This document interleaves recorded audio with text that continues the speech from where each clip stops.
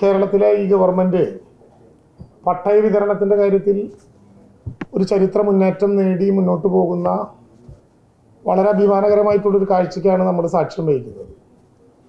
സമീപ ഭൂതകാലത്തെ കേരളത്തിൻ്റെ ചരിത്രത്തിൽ ഇത്രയേറെ പട്ടയങ്ങൾ വിതരണം ചെയ്ത മറ്റൊരു ഗവൺമെൻറ്റും ഉണ്ടാകില്ല എന്ന വിധത്തിൽ വളരെ കൃത്യതയോട് കൂടിയിട്ടുള്ള പട്ടയ വിതരണ നടപടികളുമായി ഗവൺമെൻറ് മുന്നോട്ട് പോവുകയാണ്.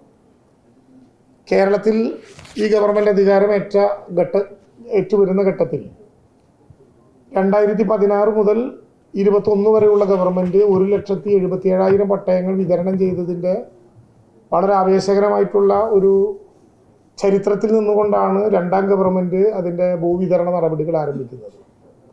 എല്ലാവർക്കും ഭൂമി, എല്ലാ ഭൂമിക്കും രേഖ, എല്ലാ സേവനങ്ങളും സ്മാർട്ട് എന്ന മുഖമുദ്രാവാക്യത്തോടെ കേരളത്തിലെ പട്ടയ മിഷൻ എന്നൊരാശയത്തിന് ഈ ഗവൺമെൻറ് രൂപം നൽകുകയുണ്ടായി.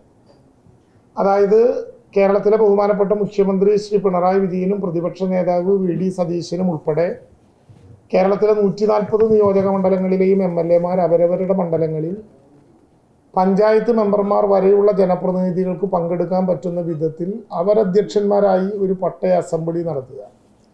പട്ടയ അസംബ്ലിയുടെ 2 എഡിഷനുകളാണ് കേരളത്തിൽ നടന്നത്. ആ യോഗത്തിൻ്റെ അധ്യക്ഷൻ സ്ഥലം MLA ആയിരിക്കും, അത് മുഖ്യമന്ത്രി ആയാലും പ്രതിപക്ഷ നേതാവായാലും. അവിടെ ആ മണ്ഡലത്തിലെ ജനപ്രതിനിധികളായ ആളുകൾക്ക് അവരുമായി ബന്ധപ്പെട്ട പട്ടയ പ്രശ്നങ്ങൾ അവതരിപ്പിക്കാൻ വേണ്ടി കഴിയും. ആ പട്ടയ പ്രശ്നങ്ങൾ അവതരിപ്പിച്ചാൽ ഓരോ നിയോജക മണ്ഡലത്തിനും തഹസിൽദാരിൽ കുറയാത്തൊരു നോഡൽ ഓഫീസർ ഉണ്ടാകും.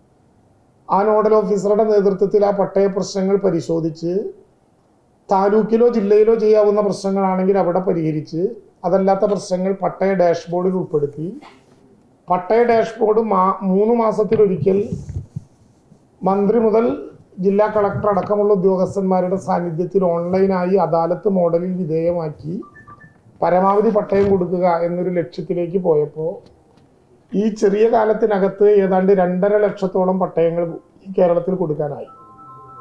ഏതാണ്ട് 4.5 ലക്ഷത്തോളം പട്ടയങ്ങളിലേക്ക് ഇപ്പോൾ പട്ടയ വിതരണം കഴിഞ്ഞു, പൂർത്തിയാക്കപ്പെട്ടിട്ടില്ല. ഒരു പട്ടയമേള കൂടി വരുന്നുണ്ട്, അതിൻ്റെ അനുബന്ധ പരിപാടികളും വരുന്നുണ്ട്. ആ ഘട്ടത്തിൽ 2-3 തരം പട്ടയ വിഷയങ്ങളുണ്ട്. ഒന്ന്, സർക്കാർ തരിശും വില്ലേജ് തരിശും ഒക്കെ ആയിട്ടുള്ള പട്ടയങ്ങൾ സാധാരണ നിലയ്ക്ക് റവന്യൂ വകുപ്പിന് തന്നെ കൊടുക്കാൻ പറ്റുന്നതാണ്.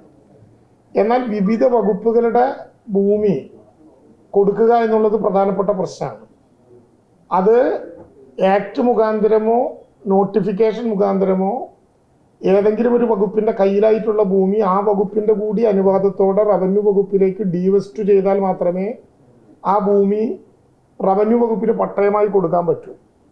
അതിൽ തദ്ദേശ സ്വയംഭരണ വകുപ്പ്, ഇറിഗേഷൻ വകുപ്പ്, ഇലക്ട്രിസിറ്റി വകുപ്പ്, അങ്ങനെ വിവിധ വകുപ്പുകളുമായി പരസ്പരം കമ്മ്യൂണിക്കേറ്റ് ചെയ്ത് ആ പട്ടയങ്ങളിൽ കൂടി അവർക്ക് NOC തരാനാകുന്ന വിധത്തിലുള്ള പട്ടയങ്ങളും വിതരണം ചെയ്യാൻ കഴിഞ്ഞു.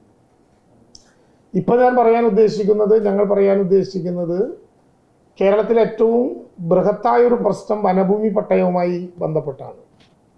വനഭൂമി പട്ടയം കേരള ഗവൺമെൻറ്റിന് മാത്രം അനുവാദം നൽകി കൊടുക്കാവുന്ന പട്ടയമല്ല, അത് കേന്ദ്രത്തിൻ്റെ അനുവാദം വേണം. കാരണം കടലും കാനനവും കേന്ദ്ര ഗവൺമെൻറ്റുമായി ബന്ധപ്പെട്ടാണ്. CRZ ഭൂമിയും വനഭൂമിയും കേന്ദ്ര ഗവൺമെൻറ്റുമായി ബന്ധപ്പെട്ട അനുവാദം ഉണ്ടെങ്കിൽ മാത്രമേ നമുക്ക് ലഭ്യമാകൂ. അങ്ങനെ നമുക്ക് തൃശ്ശൂർ ജില്ലയിൽ നേരത്തെ കേന്ദ്രാനുമതി ലഭിച്ചിട്ടുള്ളത് ഉള്ള സ്ഥലങ്ങളിൽ 6794 പട്ടയങ്ങൾ ഇതിനകം നമുക്ക് കൊടുത്തു തീർക്കാൻ കഴിഞ്ഞിട്ടുണ്ട് വിവിധ ഘട്ടങ്ങളിലായി. ഏതാണ്ട് 600ഓളം പട്ടയ അപേക്ഷകൾ കൂടി ഫയലുകളായി നമ്മുടെ മുമ്പിലുണ്ട്. ആ ഫയലുകളിൽ പല ഉടമസ്ഥന്മാരെയും യഥാർത്ഥത്തിൽ കാണാനില്ല. കേരളത്തിലെ പ്രത്യേകിച്ച് തൃശ്ശൂർ ജില്ലയിലെ കേന്ദ്രാനുമതി ലഭിച്ചതിൽ ബാക്കിയുള്ള പേരുകളുടെ ഉടമസ്ഥന്മാർ വരാൻ വേണ്ടി പലതവണ നാം വില്ലേജുകളിൽ ഹിയറിംഗ് നടത്തുകയും വില്ലേജുകളിൽ ഈ പേരുകൾ പ്രസിദ്ധീകരിച്ച് ഇതിൻ്റെ ഉടമസ്ഥന്മാർ വരണമെന്ന് അഭ്യർത്ഥിക്കുകയും ചെയ്തു. പക്ഷേ പല കേസുകളിലും ആളുകൾ എത്തിച്ചേരുന്നില്ല.